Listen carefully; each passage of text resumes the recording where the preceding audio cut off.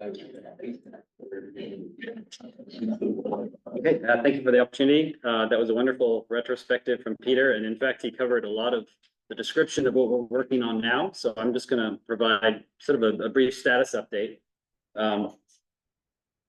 of where we've gotten to in the past year. Some of the go into some detail on the performance and reliability issues that Rich mentioned yesterday, what we're doing about it.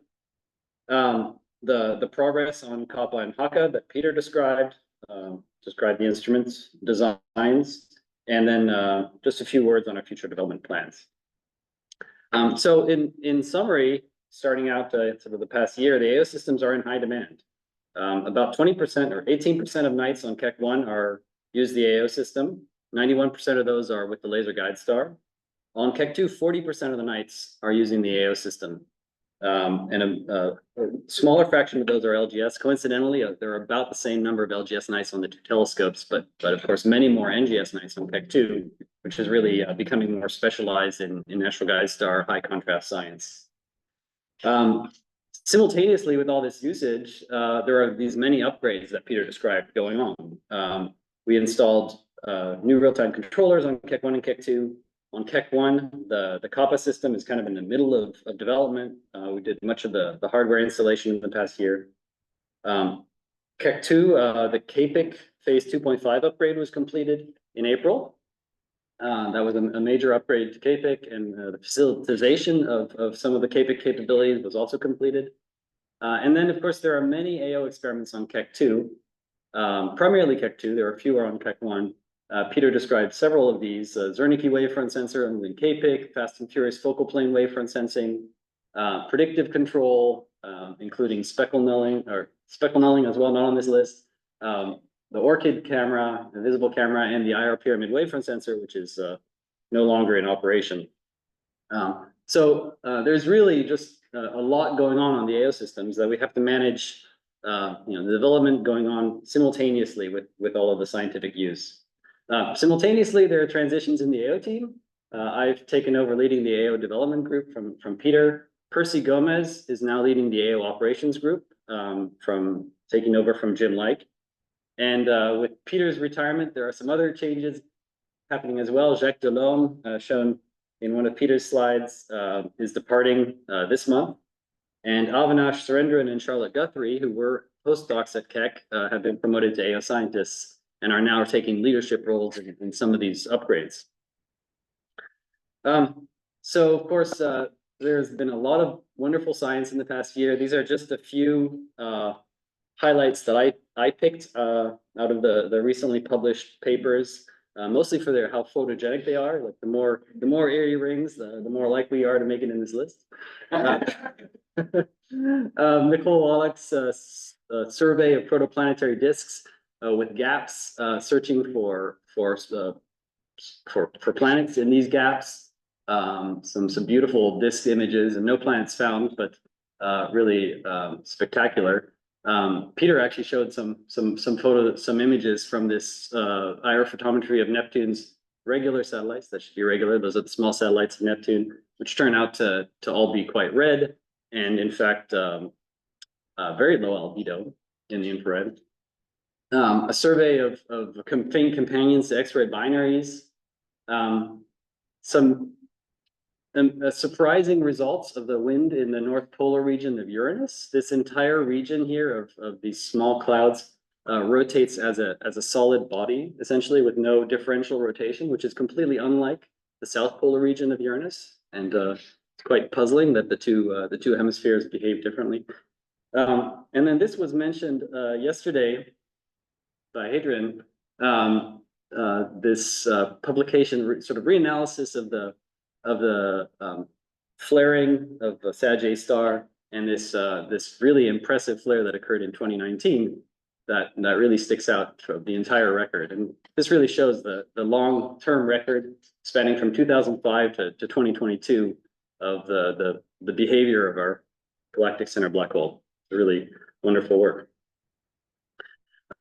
So focusing a bit on the performance and reliability issues we've been addressing with the AO system, there's been significant observing time recently lost on the AO systems due to faults and degraded performance.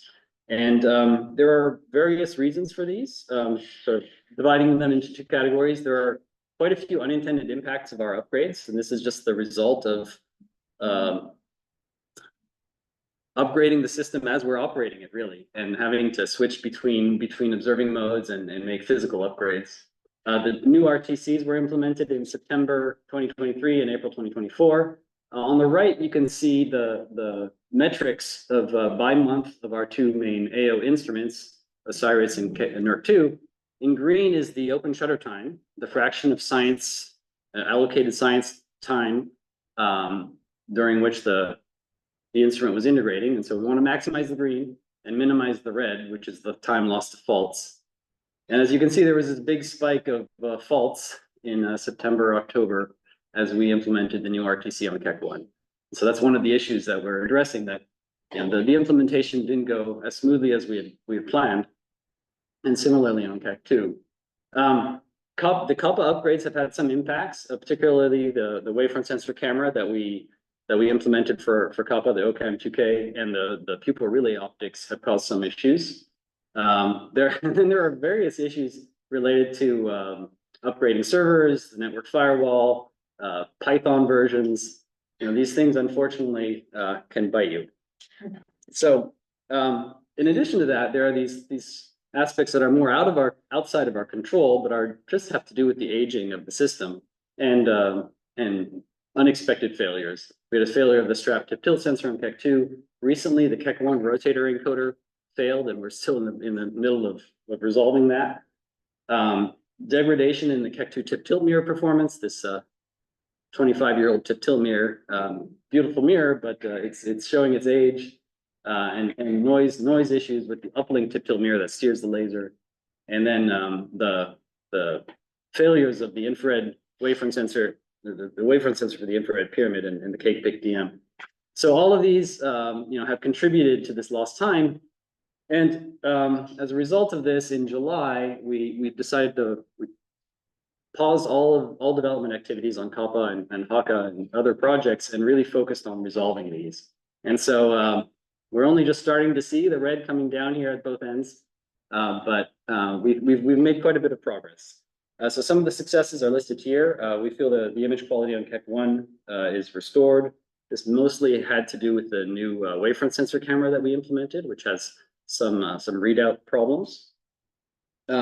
We implemented software to identify RTC faults, reduced the noise on the uplink tip tilt mirrors, fixed and implemented software fixes for the stage faults, et cetera, et cetera. So we're making good progress on this list of issues.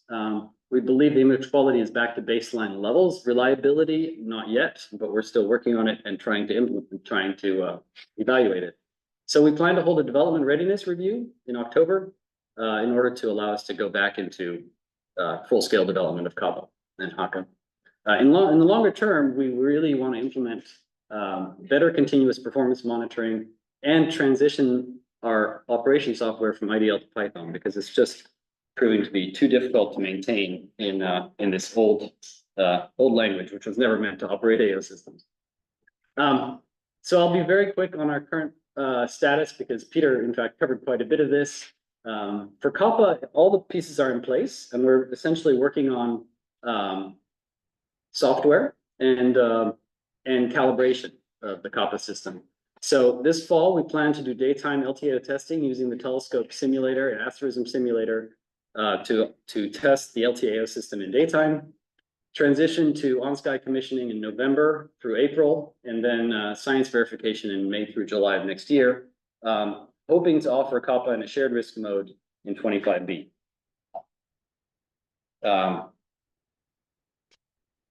HAKA, as Peter described, we've developed this test bed at headquarters that will allow us to essentially do the acceptance testing of the DM and test the entire system with our spare RTC before deploying it at the summit. The plan is to deploy it at the summit next August, and on-sky commissioning in September through December with NERC2 and scales. Again, hoping to offer it for shared risk observing in 26A, but that's dependent on all of this going well. So finally, just one slide on future directions. As Peter described, the 2035 strategic plan has AO throughout it. And this is how we see the AO systems evolving over the next 15 years, 20 years. Currently, we really have general purpose AO systems with very general purpose instrumentation. Keck 2 starting to specialize a bit on high contrast, but we see this specialization really continuing with COPPA on Keck 1 and HAKA on Keck 2. The EVA infrared pyramid wavefront sensor on Keck 2, and then really moving towards this adaptive telescope future with the Keck 1 adaptive secondary mirror, which enables ground layer AO on Keck 1 for LRIS 2 and MOSFIRE, and also supports the visible multi-conjugate AO system COLA, which will finally bring AO into the visible over a significant field. We would like to deploy this high contrast testbed, probably on Keck 2, and then innovations from that can be implemented on the HAKA system. So this is kind of how we see the entirety of the AO program, and how we're attempting to raise funds for all of this by pitching this kind of vision of 2 adaptive telescopes with these specialized applications. So I'll stop there. Okay. Thanks very much.